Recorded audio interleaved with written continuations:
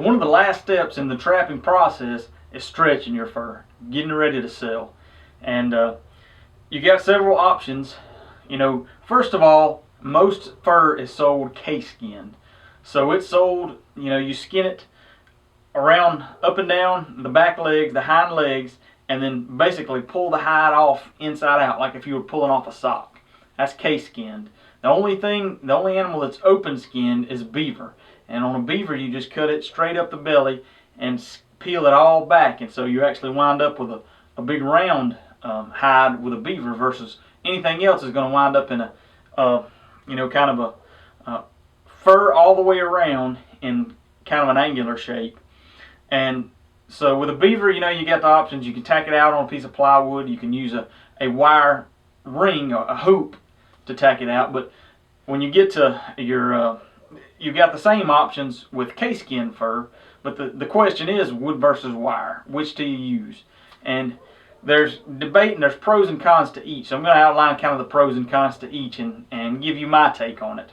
So first off, wood. It's the traditional. It's what's probably has been used forever. And it's just it's just kind of a tapered off board. I made these stretchers. These are just pine stretchers. I've tapered off the edges, rounded it off. The specifications for how you need for the widths for different species, you can find them online at North American Fur Auctions. They publish what they recommend when you're selling fur to them. So you can make your own. You can also buy some. They're commercially made. These are most of the ones that you buy. The wood stretchers that you buy are made out of basswood or some type of soft wood. And the purpose for that is, they're made to spec, but the purpose for that is so when you stretch your hide, you can just use push pins to tack the hide in place while it dries. If you use pine, like this, like I did, you make your own. If you use something that's not super soft, you may have to use nails, and it takes a little bit longer. It's 6 one, half a dozen the other, really. But it is pretty convenient to just be able to put those push pins in and out versus having to tack it out. And then of course there's people now that use a staple gun instead of nails, so that makes it pretty simple too. The benefits to wood is you get a nice uniform hide, and really what it boils down to is the base of the hide. On wood, when you tack a fur out on wood, you can line everything up in a straight line and make sure the hide's flat and it's very well presented. When it goes to sell, it's a nice looking hide. And then your other option is wire, which you can buy wire stretchers, and they got them in sizes from muskrat all the way up to coyotes and bigger. You can buy them whatever size you need. The benefits to wire is it's just this outside edge. There's nothing in the middle, so it lets fur dry a lot quicker and easier. And to me, that's a big benefit because typically I wash my furs before I stretch them, and so I try to wring as much water as I can out of them, but the quicker that they dry, the better off you are. So that's one thing that I like about wire. They're easy to get hold of. It's real easy, quick and easy to put your fur on there. The downfall and probably the biggest argument against wire is your finished product. And I'll show you. For wire, the only thing that there is to use is these two hooks. And so I'll throw a coon hide on this wire stretcher and show you what I mean. And coons and otters are sold fur in. Coyotes, bobcats, fox are sold fur out.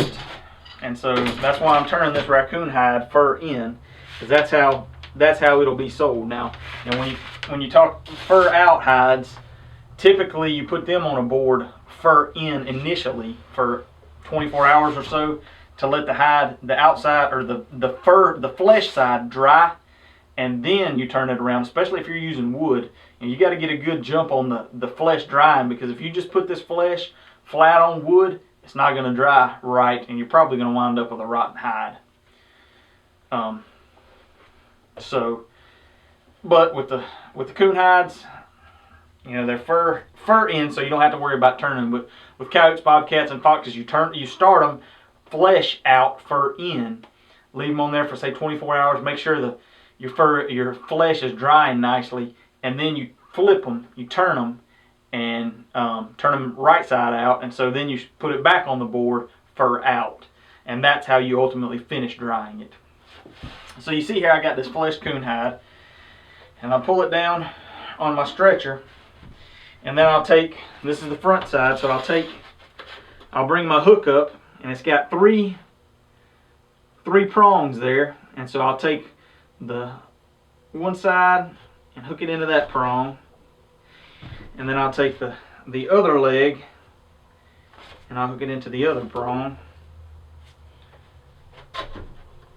And these are pretty sharp, so kind of get your fur set, and then you can take it and pull down.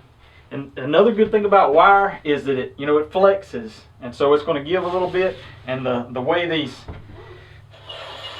these hooks work, you got a little bit more ability to stretch your fur lengthwise. It's not always the best option to try to stretch your fur as far as you can, as long as you can. You want to still make sure that it's got a good density to it. So you don't want to overstretch your hides, but you want to stretch them some. All right, and then for the back side, you got the tail here. And so I'm just going to put this middle hook, the middle prong, somewhere right here in the center of the tail, get it hooked. And so then, for finishing this hide, I'm just going to take both of these hooks here have a little tension on them, the way they're lined up with the wire itself. So you pull them down, you snug them down, and they lock into place. They don't slide up and down freely. They'll slide down freely, but they do not slide back up freely. So you pull them down and you kind of lock it into place. And then that's it, You've got, and this coon I'll cut for finishing it, I'll cut the legs off a little bit shorter. I got too much leg on there. And then for coons, the buyers want a window here on the belly. You're actually looking at the back fur there, and that's what the buyers are looking at. So I'll actually take and cut a window out, make this a little bit larger so that you can really got a good view of that back fur. But that's it, the hide is open so that you can get air. There's going to be a little bit of air circulating, not much, but there's going to be a little air circulating. The issue that people raise with wire stretchers is that this is not uniform at all. This back, and that's the base of the hide, that's where the hide's measured for its length. It's just at a big angle, and that's what people like is when you put it on wood, you can set that and you can level it out and make it even, and that just makes a more presentable hide.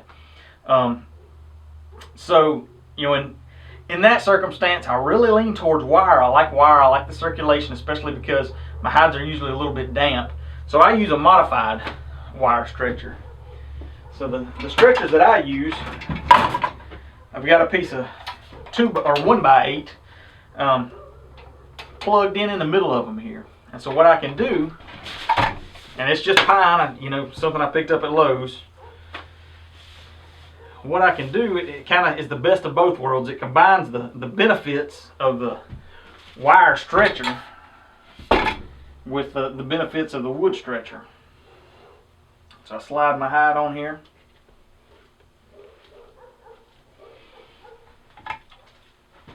And then I'm going to slide my board. You call this like a tail board, because basically that's all that you're stretching. You're attaching to it is just the bottom part of the hide. Slide it down. And then I'll take my nails. This is pine, so it's not as easy. If it was a little chunk of basswood, that'd be perfect. You could slide some pins in there and it'd be good to go. And then I'll just line up the base of the hide. And I like, you're going to have a little bit of excess with your coon hides. And so I kind of push it in a little bit. I don't, width-wise, try to show you best I can here.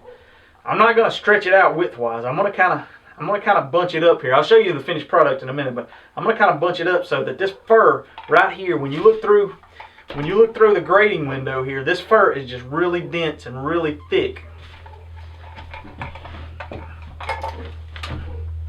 So I'm going to kind of center that tail.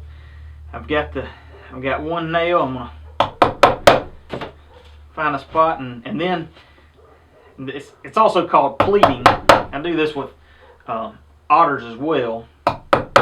Just to make that area with an otter, you're going to put put a fur window or a belly window in there as well. So, and I'm just going to kind of do that across the bottom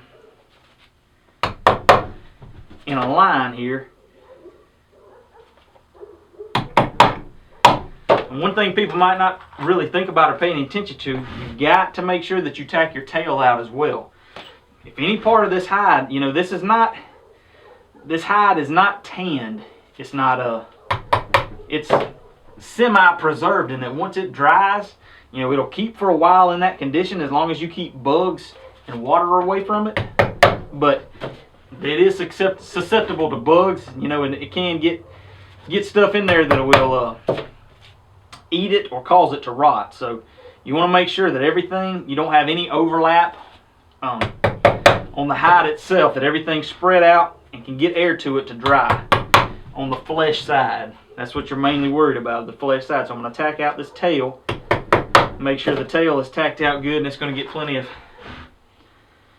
air to dry the tail. Because ultimately what you're looking for, what you're trying to do is have the best presented hide that you can. You know, you can have just some really prime, super high grade fur, but if it's a crappy job of putting it up, it's not going to sell for top dollar like it should. So, you know, and this is the culmination of all your hard work and all your efforts in you know, running your trap line, is trying to present your fur the best way that you can and try to get top dollar for it. So then I'll flip it over, and this the legs, I'll pull them. I usually just put two nails there. And so there you can see the difference in these two hides. And like I said, that's the main gripe from wood to wire, is this is nice, flat across the base. It'll turn out to be a very well presented hide, and this is, you know, just kind of jagged edge, nothing really smooth about it. Now, I'm not going to sit here and tell you, I'm sure there's been plenty of top lot, you know, top dollar hides sold that were put on wire just like this. But, you know, in the long run, I think this hide is definitely going to fetch top dollar or higher dollar, you know, just because it's presented well. And now the way that I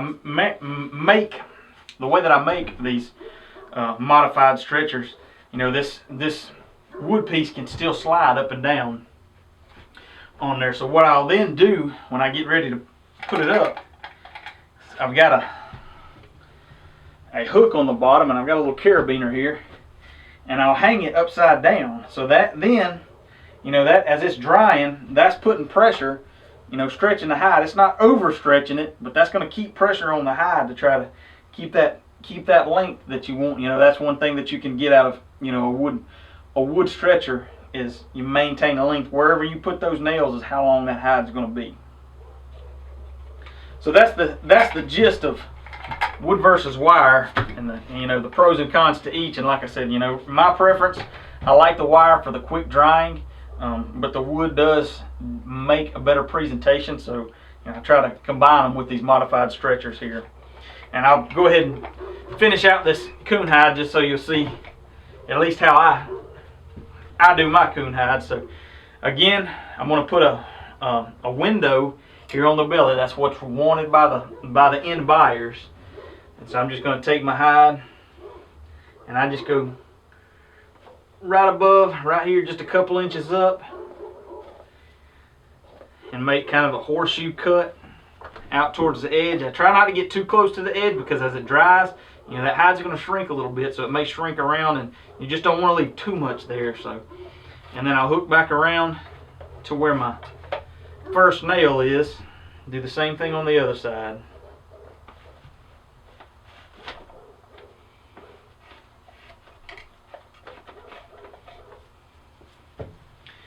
And then this leg, you know, the legs are not used for any fur purposes. So that one's pretty short. This one's kind of long, so I'm going to cut it off. I don't want it to be too long. And then you'll see I I've got a hole in the hide here too. Some of my handy skinning work. So what I'm actually going to do is you can sew the holes up to try to make, and again, it's all about presentation, but what I started doing is just using a piece of cardboard, and I'll slide it up there to where the hole is, and then I'll take the push pins, and these are the same push pins that you would use. Never even opened these. These are the same push pins that you would use if you were using like basswood or some kind of softwood stretchers. They're not, you know, regular thumbtacks. They look like it, but they have a longer pin portion of them. So I just take these and I'll put it in the hide and kind of pull the hide over. And now, you know, it's still going to be obvious that there's a hole there. But again, you know, for overall presentation, I'm just trying to make it as presentable as possible and appealing as possible. And actually what I'm going to do is kind of overlap the hide.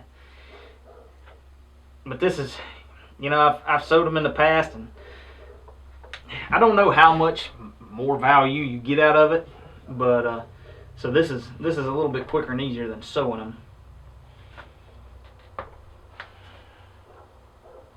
And you know, it's going to dry just like that. Put one more in here.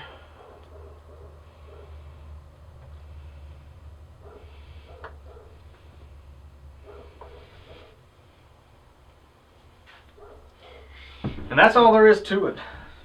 You know, like I said, you want to get a little bit of stretch in your hides to get length, because ultimately, you know, a lot of times they're graded on size, or they're separated into size, and you know, typically a larger hide is going to bring higher dollar.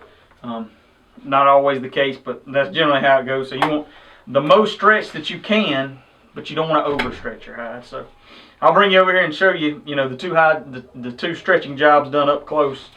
You can decide for yourself which one you prefer.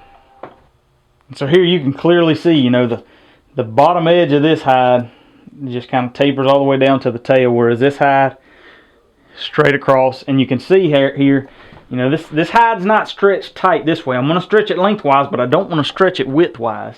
So I've taken these nails and I've kind of pushed everything in as I tack it out, just to make sure that I maintain a good fur density there. And then ultimately, you know, you flip it over, and that's the window that you want to see there.